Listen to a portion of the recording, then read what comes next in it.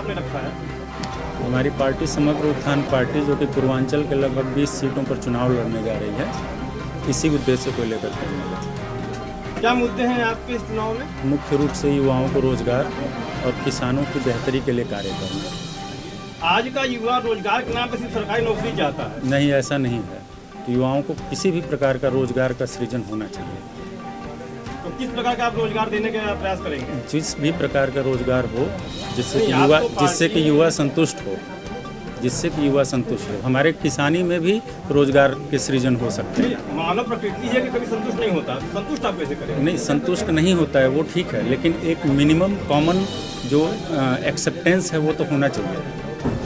Sir, तमाम पार्टियां जो हैं मतलब रोजगार को मुद्दे को लेकर उठा रही हैं, तो और पार्टियों में और आपकी पार्टी में क्या? और पार्टियों, हमारे पार्टियों में अंतर ये है कि हम ये चाहते हैं कि जो शिक्षा है वो सैन्य आधारित हो, ताकि जो भी बालक चाहे बालिका वो 18 साल की उम्र पूर्ण करे तो वो हमारे सैन्य संस्था को ज्वाइन करे, उसको मजबूत दे, उनको एक रोजगार भी मिलेगा और हमारा सैन्य व्यवस्था सुधरेगा, अर्थव्यवस्था सुधरेगी, सबके पास रोजगार होगा।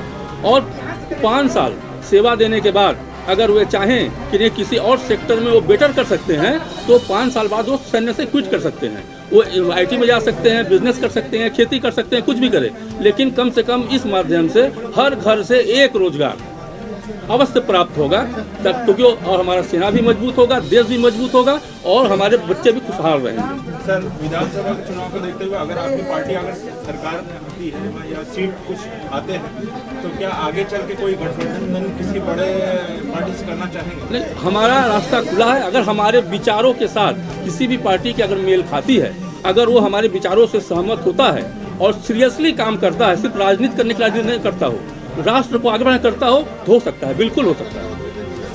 कुल कितने जगहों पे आपकी पार्टी चुनाव लड़ रही है? कितने सीटों पे?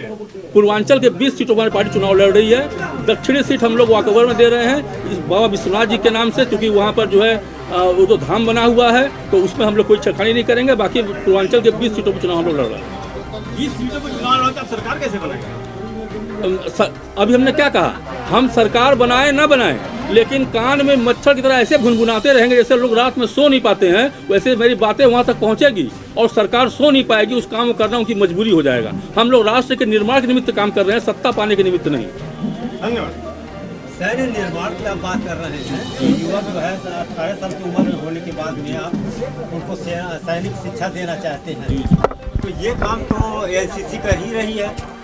नहीं तो एनसीसी उनको रोजगार नहीं दे रही है, हम उनको अपने भारतीय सेना में सेवा का अवसर देना चाहते हैं, ताकि हमारी भारतीय सेना एक तो हमेशा युवा सेना बनी रहे, दूसरे उन युवाओं को एक रोजगार मिल जाए जो बार बार रोजगार तलाश में रहते हैं, या जिन्होंने कहा कि सरकारी नौकरी, तो हमारी जो है सैन्य व्यवस्था भी सरकारी ही है, उनको एक सरकारी नौकरी मिल रही है। और 5 साल सेवा देने के बाद अगर उनको लगता है कि नहीं हम एक काबिल बिजनेसमैन है, मैं यहाँ कहाँ हूँ, तो 5 साल बाद वो आकर अपना बिजनेस स्थापित, उनके पास पूंजी होगी 5 साल कमाई की, चाहे लड़का हो चाहे लड़की। उनको लगता है नहीं मुझे आईटी सेक्टर जाना चाहिए, हमको पत्रकारिता करना चाहिए, तो कम से एक अनुशासित जिंदगी 5 साल जीने के बाद वो जिस फील्ड में जाएंगे, हमारा भारत एक अनुशासक, एक कायदे का देश, एक कायदे के राष्ट्र का निर्माण होगा। तो एक अनुशासित व्यक्ति, अनुशासित नागरिक वो पैदा हो। बिल्कुल बिल्कुल पैदा हो। जैसा कि आप रोजगार की बात कर रहे हैं कि रोजगार प्रोवाइड करवाएंगे या करेंगे, तो इसके पूर्व में भी जितनी बसपा सरकार रही है, उसके बाद मुलायम जी की सरकार रही है, फिर अखिलेश जी की सरकार रही है, फिर योगी जी की सरकार रही है,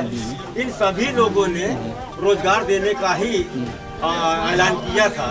लेकिन कैसे देंगे उन्होंने नहीं बताया। हम बता रहे कि हम कैसे देंगे, हम रोजगार कैसे देंगे। हम सैन्य आधारित शिक्षा प्रणाली को लागू करेंगे और हर घर से, जैसे इजराइल में है वैसे हर घर का, चाहे बालक हो चाहे बालिका, वो हमारे सैन्य में होगी 5 साल के लिए।